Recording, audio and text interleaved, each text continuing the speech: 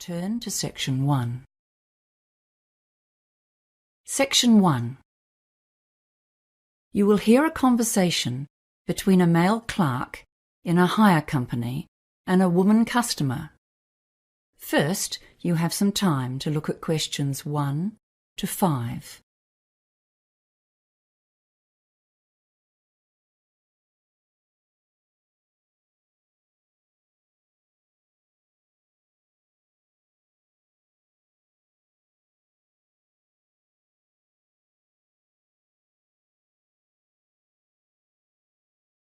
You will see that there is an example that has been done for you. On this occasion only, the conversation relating to this example will be played first. Hello, welcome to Harry's Hire Company. How can I help you? Oh, hi, yes.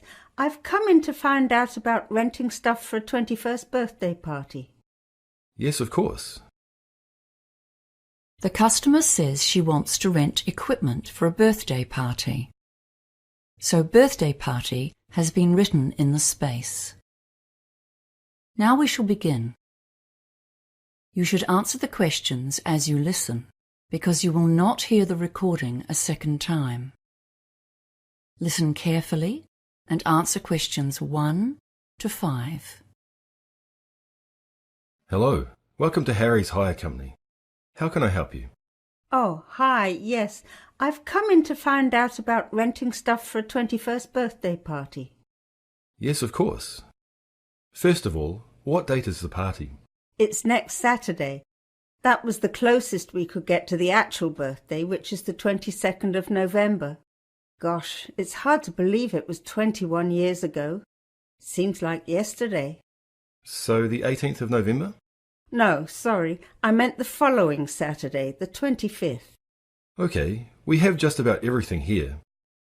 Tableware, marquees, you name it, we rent it. What size of event are we talking about here? Yes, that's a good question. We were planning to have about 40 people, but you know how these things grow, and it went up to 60 at one stage. I think it's back to 55 now. Yes, that's right. It was all getting a bit out of hand. Okay, and what kind of catering and entertainment are you having? We can help with entertainment hire too. You know, if you need microphones or a sound system. Oh, that's good. We've booked a catering company and they're providing a meal. It's nothing elaborate, just finger food snacks and then a simple buffet meal. So we'll need all the usual dinner plates and bowls. I suppose 5 dozen of everything. Oh, and knives and forks too, 5 dozen sets. We won't need any cooking equipment because the caterers will do that. And they're providing tea and coffee as well. I see. And do you need any tables or chairs? Well, not tables because we wouldn't have room for them. But I suppose some extra chairs might come in handy. What type do you have? Come over here and I'll show you. We have a couple of different kinds. We do have the folding wooden ones, like these, but the most popular ones are just those stackable plastic garden chairs. We rent a lot of those. Yes, the plastic ones look great. Maybe 40 of those. Okay. I'm making a list here as we speak. Was there anything else? Oh, do you want small or medium glasses? People generally want both sizes. Yeah, better get both kinds. 4 dozen of each. And what else? The caterers are supplying a punch bowl, so that's okay. Oh, I know. What about 6 ice buckets for keeping the drinks cold? We're providing all the drinks because I have a friend who's helping us with that. I suppose this is going to get very expensive. Before you hear the rest of the conversation, you have some time to look at questions 6 to 10.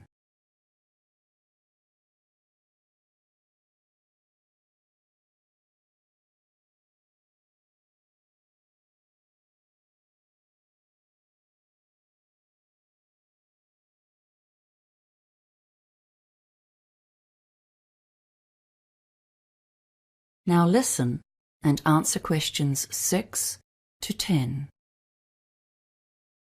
Well, let's talk about our packages and rental deals. Firstly, What day do you want to collect the equipment? Oh, I'm not sure. Does that make a difference to the price?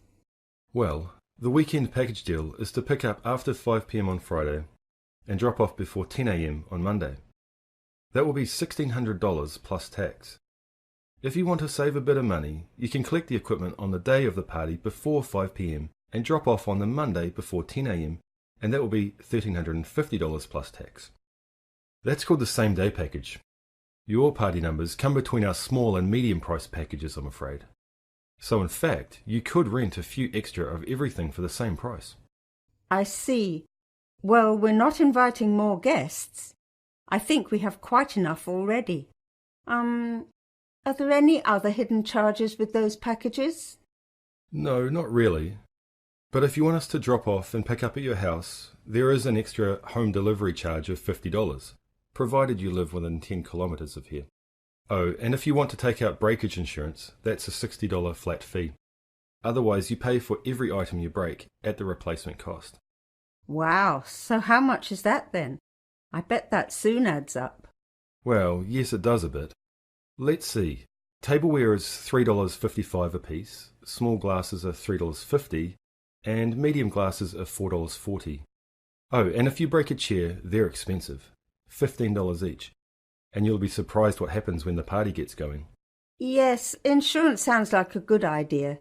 And I think I'll take the weekend package deal, thanks. It's much more convenient, isn't it? And not much more expensive. Okay, so let's take a few details then. Your name? Oh, it's Susan Millins. Is that Miller? No, it's Millins.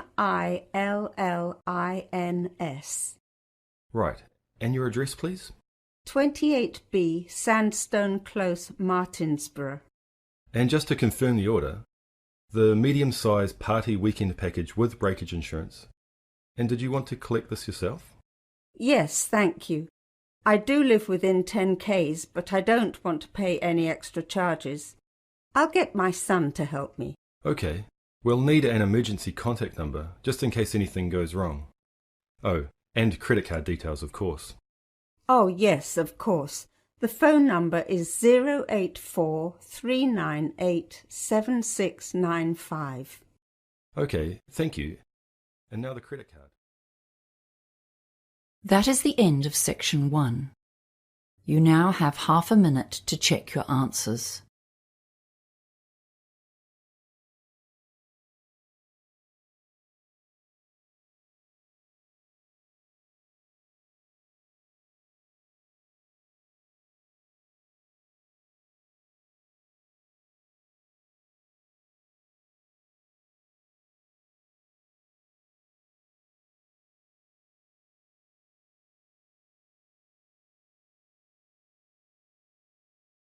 You will hear a conversation between a radio presenter and an author. You have 30 seconds to look at questions 11 to 14.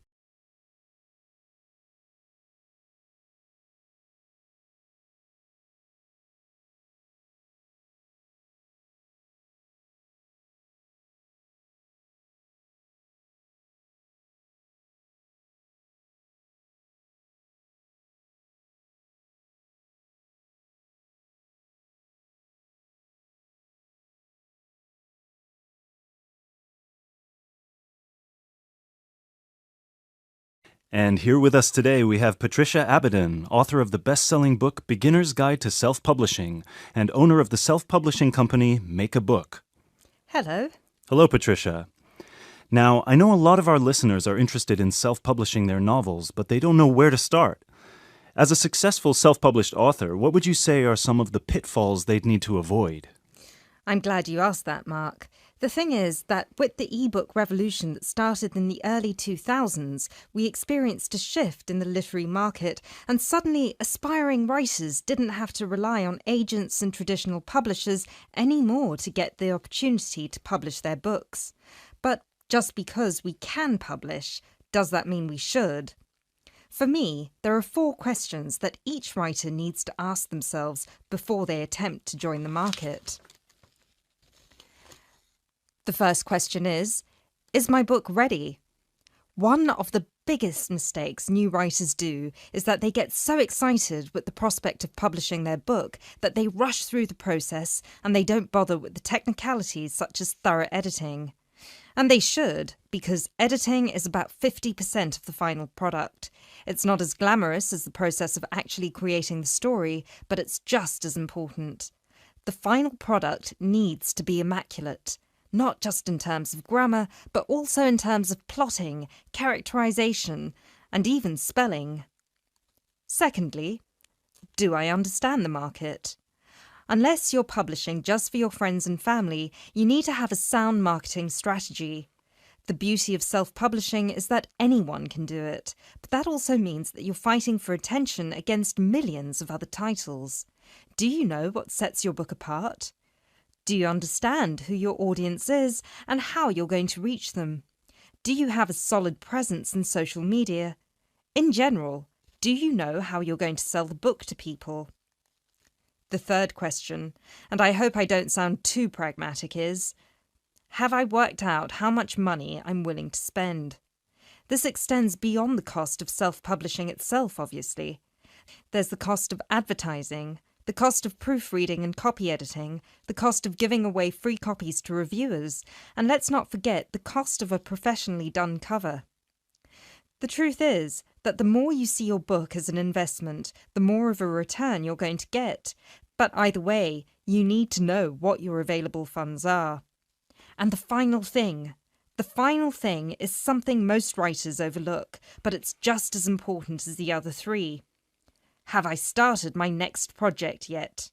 Remember, one book is never going to make you rich, and it's never going to make you famous. If you want to succeed, you need to keep writing and keep publishing as many books as you can. That's how you build an audience and how you get your book to the top of the charts.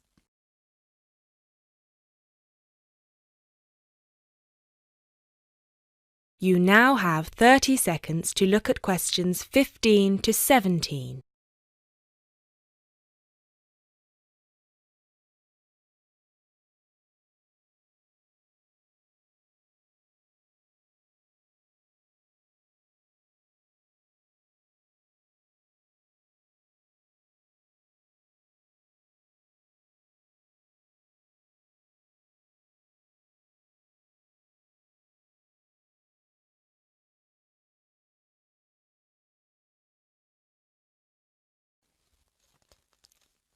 Thank you, Patricia. So tell us, how did you do it?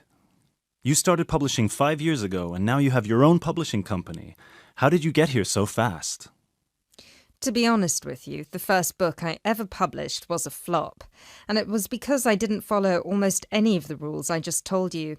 My novel was poorly edited, it had a cheap-looking, self-made cover, and I had no idea how to get people to buy it. For about a year, I checked its dismal sales every month, and I wallowed in self-pity. But then, I decided it was time to change and do something. The first thing I did was get a subscription to all the writing magazines I could find out there. I'd read them all from cover to cover and followed the experts' advice as if it was gospel. I wrote almost every single day, and I submitted short stories to every competition I could find out there. I also started a blog and I set up my own page. Over time, I started building a name for myself and a solid fan base.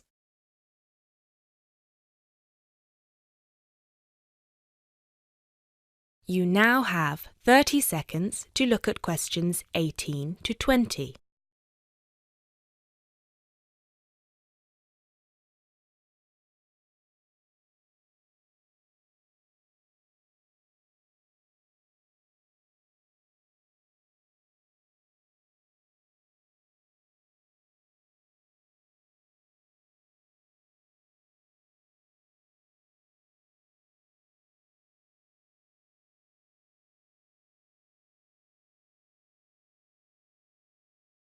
I didn't want to be associated with my first book, so I decided to publish my next book under a different name.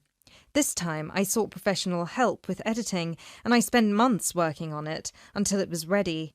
I also sought the advice of friends who worked in marketing and tech-savvy friends who helped me come up with a marketing plan. Since I already had a platform, my website and my social media pages, it was much easier to reach the people who would be interested in reading my book. And of course, while all of this was happening, I was also in the middle of my next novel, which I planned to have ready for editing by the time the previous one was out. So, yeah, I published my second book about 2 years after my first, and it was a completely different experience. And now, here I am. Thank you very much, Patricia. I'm sure our listeners have been inspired by your story.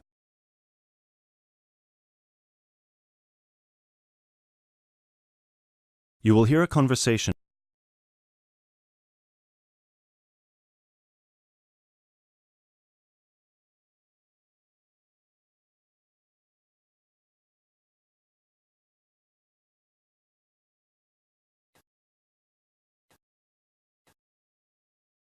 Now turn to Section 3.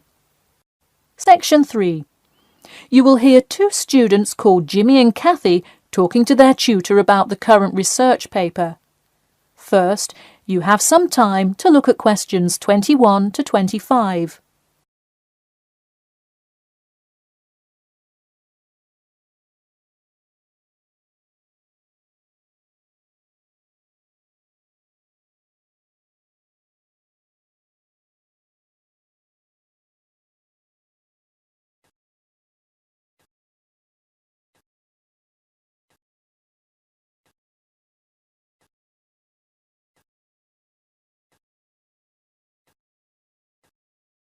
Now, listen carefully and answer questions 21 to 25. Before we start, Jimmy and Kathy, thanks for coming in today to talk about your current research paper. Well, I will also give you some suggestions for your future presentation later. That's great. Okay, I've read the introductory chapter, and so far I like where you're going with your research, you two. Thanks. What did you think of the procedure section? I haven't got there yet. I'll get to that and the results and discussion section in a bit. Oh, if you haven't read the rest, are you just saying you like the introduction? No, the layout is really well done. You have each section clearly marked and have the header and footer perfectly formatted, and your title page is right on the money. A lot of students have trouble with that one. To be honest, we did refer a lot to the example we received in class. That's good to do for spacing and layout, as long as you're not also copying the information. The background information is a little sparse though. You may want to add to it. You think so? I was more worried about whether I had enough data. You definitely need more background information. I would think about finding some more online articles or doing more research in the campus library. That's a good idea. We can go tomorrow. I find it too tough finding the subject matter in the online journal database. I also like being able to flip through the physical journal as opposed to trying to scroll down on a computer. Me too. Oh, I almost forgot. I've included all of my citations in the abstract, but could you help me with the bibliography? I should be using a bibliography, right? Not an appendix. Sure, I can help with that. Yes, for this type of scientific research paper, list all sources that you cite in the body of your paper in a bibliography. Go to the website I gave you last time to see the exact way to list each source. Okay, thanks. I'll do that. We still have a lot of things to fix up. Yeah, but there's a lot of good stuff here to work with. So enough about the paper. How is the presentation going? Well, it's all right. I'm going to go try out the new presentation software while Jimmy's working on the bibliography. Yeah, we are hoping to make an animation of an actual pump, but still have a lot to learn about how to do that. Before you hear the rest of the talk, you have some time to look at questions 26 to 30.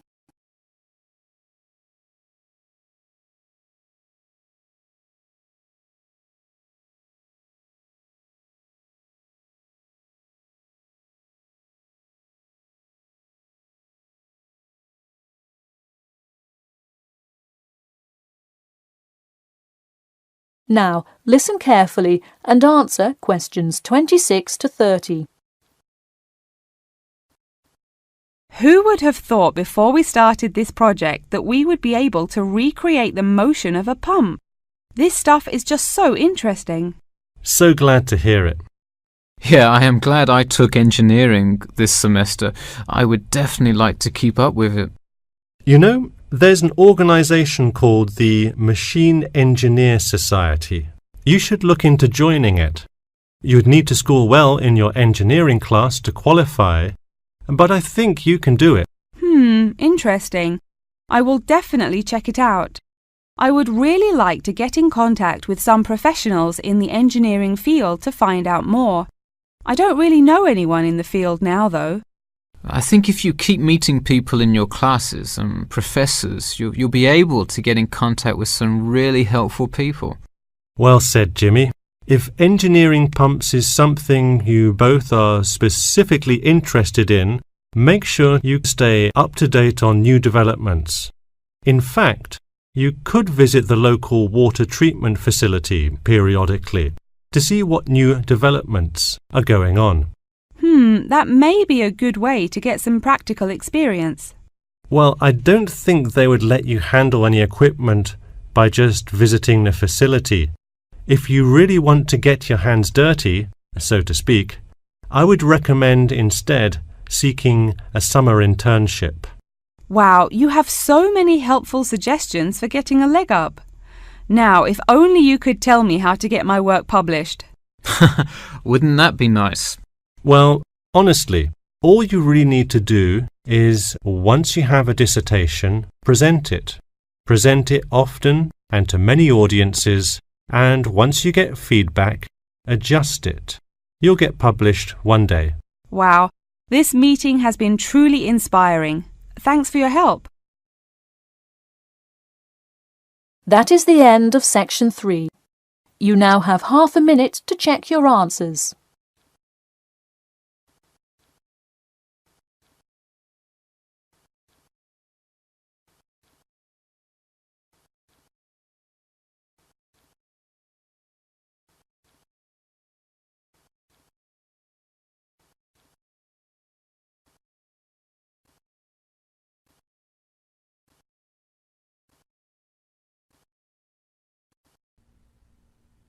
Now turn to section 4 on page 166.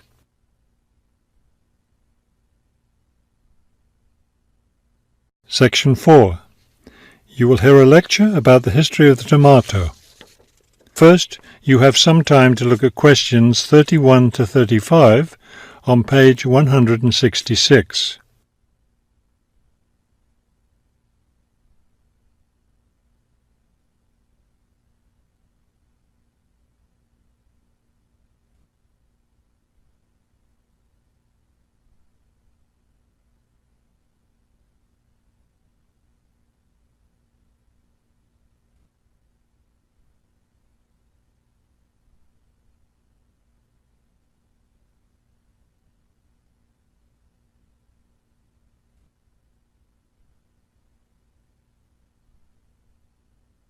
Now listen carefully and answer questions 31 to 35.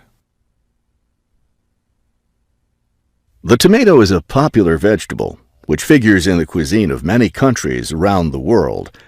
It is particularly prominent in Italian cooking, but it was unknown in Europe until Spanish explorers brought it back from the Americas. The tomato originated in the highlands of Peru. From there, it eventually found its way to Mexico, where it was cultivated by the Aztecs. The Aztec tomato wasn't the large red vegetable we know today. Rather, it was small and yellow. When this small round fruit arrived in Italy, it was named golden apple for its bright yellow color. You'll notice I just called it a fruit. That's because a tomato is botanically a fruit, even though most everyone calls it a vegetable. The actual word tomato comes from the Aztec name for the vegetable, meaning plump thing. The tomato arrived in Europe in the 1500s and quickly became a popular food in Spain and Italy. In the late 1600s, the Italians began publishing recipes that used tomatoes. The British, however, had a different attitude toward the vegetable. It was grown as an ornamental plant in Britain in the 1600s, but it wasn't eaten because it was thought to be poisonous. It wasn't until the 1700s that tomatoes became part of the daily diet in Britain. Before you hear the rest of the talk, you have some time to look at questions 36 to 40 on page 167.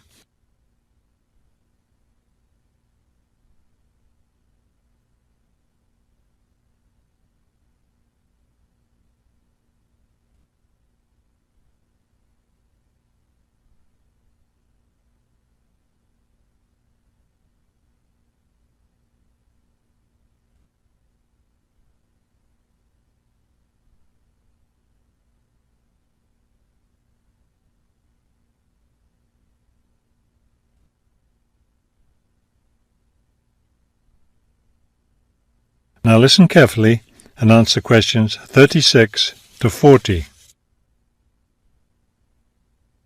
In the United States, tomatoes were also used as ornamental plants rather than as food for a long time. This attitude began to change in the 1800s. In 1806, a gardener's calendar mentioned that tomatoes could be used to improve the flavor of soups and other foods. Thomas Jefferson did much to enhance the tomato's reputation as a food. He first served tomatoes to visitors at his home in Virginia in 1809.